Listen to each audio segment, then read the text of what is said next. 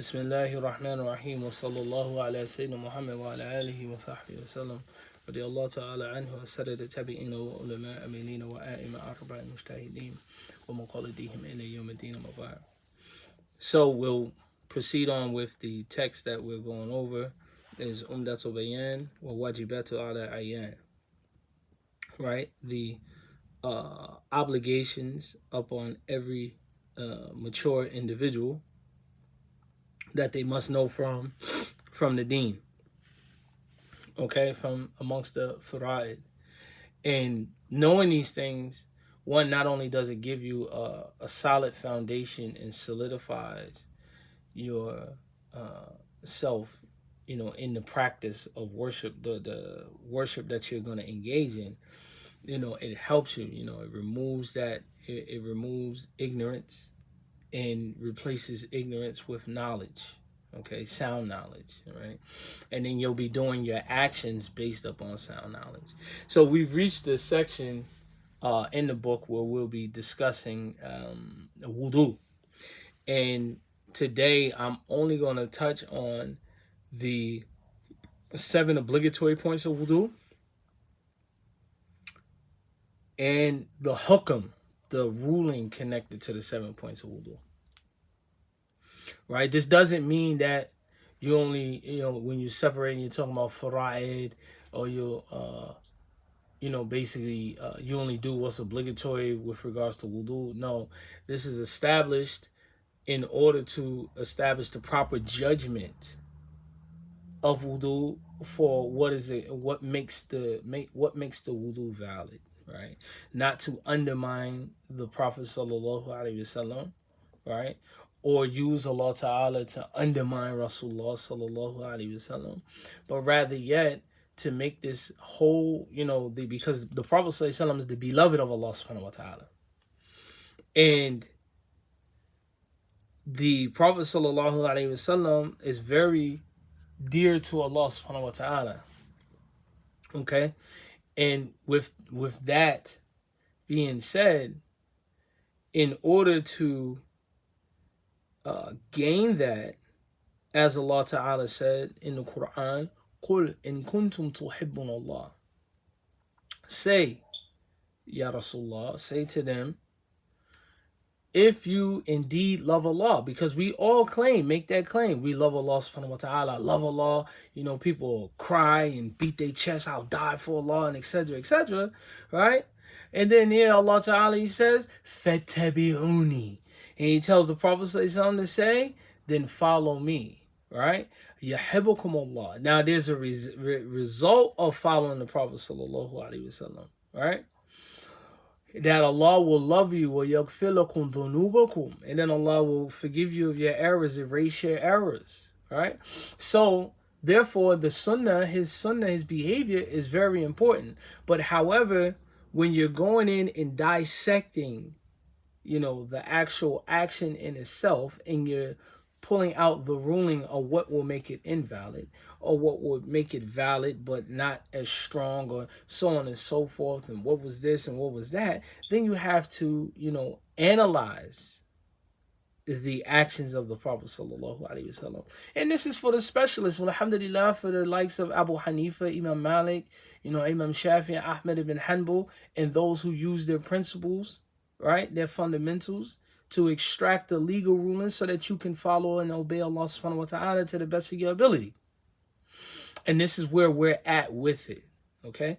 So today, like I said, we're only going to discuss the fara'id. We already discussed water. Water is a very integral, very, very important integral of wudu and ghusl and istinja, right, as we discussed.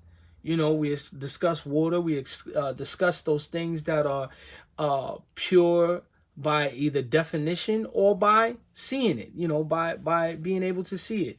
We discussed those in the last classes, and in this class, and then the last class we also discussed bathroom etiquette, or relieving oneself, right? Because with relieving oneself, you'll find, what hukam comes from relieving oneself, or what is the ruling associated with relieving oneself. Well, what you got to establish now at this point is what will cause you to have to make wudu, what will cause you to have to make ghusl, right? So then you start getting into what is known as hadath, right? Those ritual impurities that determine whether or not a person has to make wudu or ghusl, right? You have hadath al-kabir, the major hadath, and you have hadath al-saghir, minor hadath. Hadath al-kabir will require you to make ghusl, right? Those are things such as intercourse. Regardless of whether you ejaculated or not, having intercourse, when the head of the penis disappears into the vagina, then ghusl is obligatory. Okay? Also, completion of menstruation or postpartum bleeding, right? It requires a woman. She is not permitted or permissible for her husband, right? For intercourse until she is purified. If she is not purified, meaning that she has made ghusl, then she is not permitted, regardless of whether or not the blood flow from the mens or the postpartum bleeding has stopped. She's not permitted for him. Right. Also, touching the Quran, right? If you're in a state of hadath, you can't touch the Quran. And there's a lot of rulings associated. I mean, not a whole lot, but there's rulings associated with it, right? Even look at it with regards to with hadath. A person, a woman, a man shouldn't divorce his wife while she's in that state, right? But once she becomes pure, then then it's permissible for him and then it's permissible the permissibility of him having the ability to divorce her is now a decision for him, right? But till then, while she's on her menses, that shouldn't be a consideration. When I'm saying consideration, meaning it shouldn't be an action that's done. Okay, so this is how important knowing about what hadath al-kabir is, right? Either requires you to make ghusl, or it requires you to have hadath al-saghir, right? Like when you utilize the bathroom, when you urinate, okay, you go to the bathroom, okay, when you defecate. And this is why it was so important to know bathroom etiquettes. You know how you do istibra, right? How the one relieving himself. Well, how do you clean yourself after doing the action, and so on and so forth, right? So all of these things have to be taken in consideration, okay? And our rulings are based upon this, and this is why it's so important to learn this. And it's systemized. It's set up systematically for us.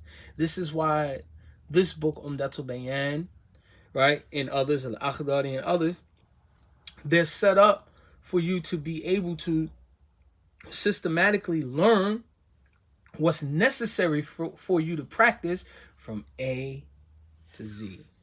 Okay?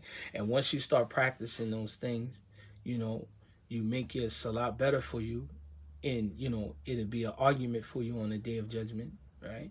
It'll be a protection for you for in this dunya. Okay? So let's not delay it any further. Okay? The next class, before we go into those things that nullify wudu, well, next class after we finish, we're going to talk about the sunnah of wudu in the next class, and we'll talk about maybe we'll get to the part about the things that nullify wudu. But if we don't, then what we'll do is that we will take the time and go through those things, and I'll discuss a little bit about hadath. Okay, we'll discuss a little bit about khabith, sabab, asbabu khabith, right? Those things that are causes filth, and and so on and so forth, and what's connected to those things. We'll establish that, and we'll have our classes regularly throughout Ramadan. They'll be recorded and they'll be posted, to our classrooms group, or you'll be posting in some of our groups on Facebook, and and so on and so forth. So for those who are following whatever method that you're using, inshallah, the classes will still continue throughout the month of Ramadan. So, Babu fi fara'id al-wudu wa sunanahu, right? Qala mu'allif rahimahullah, the author, he said, Babu fi fara'id al-wudu wa sunanahu, right? This is the chapter or the section now in the obligations of wudu and its sunan, okay? فرائضه سبعة. Okay, the obligations of wudu are 7. Okay, النية وغسل الوجه وغسل اليدين إلى مرافقين ومسح الرأس وغسل الرجلين إلى كعبين والدلك والفور. Okay, there are 7 obligations pertaining to wudu. The first one is your niyyah, your intentions. Okay, the niyyah for the intentions for making wudu. And in our madhab, you have to be somewhat specific. Okay, if you're just making wudu in order to read the Quran, then that same wudu cannot be used for salah. You have to make a fresh wudu for that, because your niyyah, your intention, was just to make wudu for Quran. Okay, so that is an example of what's your niyyah. So the next is washing the entire face. All right, the face from where the borders of the hairline here to the jawbone where the ear starts, underneath, the chin to the earlobe, right? Washing the hands up to the elbow. When one is making wudu, he will cup the water like so, let it run down, wash it from up to the elbow and back to the hand, and wipe in between. Right? Okay. And these are the specific actions. This isn't how you make wudu. There's rulings that's coming out of this. Okay. The next one is wiping the entire head. Right. In our practice, we wipe the head from the hairline to the back of the head.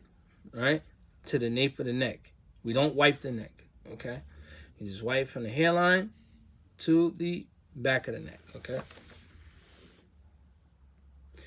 The fifth thing is washing your feet up to your ankles, okay? Up to the ankle bone. You wash the foot up into the ankle bone, okay? This is obligatory. The sixth thing is rubbing. Everything that you wash has to be rubbed. It can't be dunked, dunk it, into the dunk it into the water or whatever it is, your pitcher that you're using for wudu. You can't just turn the shower on and just splash and I'm good, right? The next thing is continuity, okay? If you are performing wudu,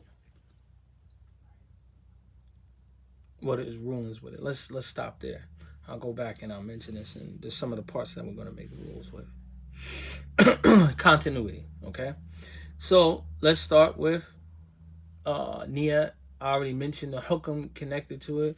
Is that the hukam, the rule is that the Nia has to be specific when you're making wudu. Okay.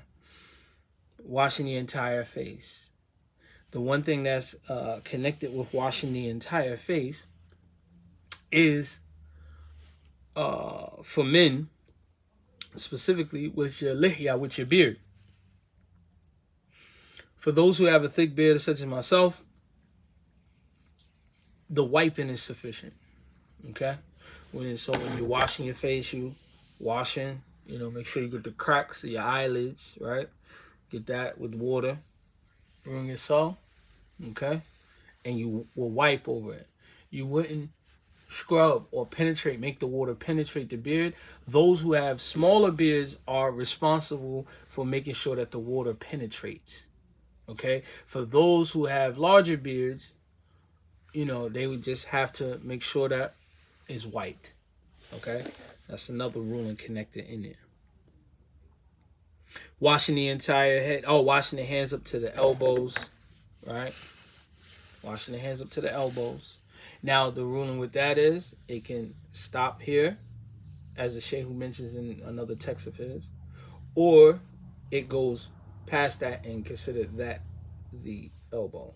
So it can either stop at the elbow or go up to the elbow. Right now, wiping the entire head. We don't do one strand of hair wudu. We don't do 1/4 and leave your kufi on, or pull your kimar back and wipe over, a portion of your hair. No, you have to wipe the entire head, right? From the where the hairline starts. Even if a person's bald and his hair starts back here, you would start at where a person normally where a person's hairline would normally begin, and it goes to the back of the neck. Washing the feet to the ankles, right? Has to wash the actual foot in itself and up to the ankle. The rubbing, as you mentioned, it has to be, the limbs have to be rubbed. It's not enough to dunk the limbs in water, you know. And continuity, hukam with continuity is if the limb dries, okay? Let's say, for instance, you're making wudu, and say you have a toddler, he's running around, and he's getting near the steps, and you're afraid that he may fall down the steps. And you washed up to you washed your left hand to the elbow, right? And so the next thing after you washing, you going to wash your head. See, and however, your toddler is shooting down the hallway, right? And you stop making the wudu, you run to get him. If your last limb, which would have in this case been your left arm, being washed, if it did not dry, then it's still acceptable for you to proceed to make the wudu from that point. However, if it dried up, then you have to start your wudu over. Okay? Now, any of these 7 things that's mentioned. Number 1, Nia. Number 2, washing the entire face. Number 3, washing the hands up to the elbows. Number 4, wiping over the entire head. Number 5, washing the feet to the ankles. Number 6, rubbing all of everything that's required to be rubbed in wudu. In continuity, number 7, if any of these things are left out or forgotten or intentionally missed or whatever the case is, and a person proceeds to pray, first of all, number 1, that wudu is invalid. And number 2, if they proceed to pray, that prayer is invalid and that wudu is also invalid. So it requires the person to re-pray and pray again. Okay? So that is our lesson for today with regards to Umdat'l Bayan wa wajibat ala ayan. Subhanaka Allahumma bihamdik wa ashhadu an la ilaha illa anta wa astaghfiruka wa atubu ilayk. Assalamu alaikum wa rahmatullahi ta'ala wa barakatuh.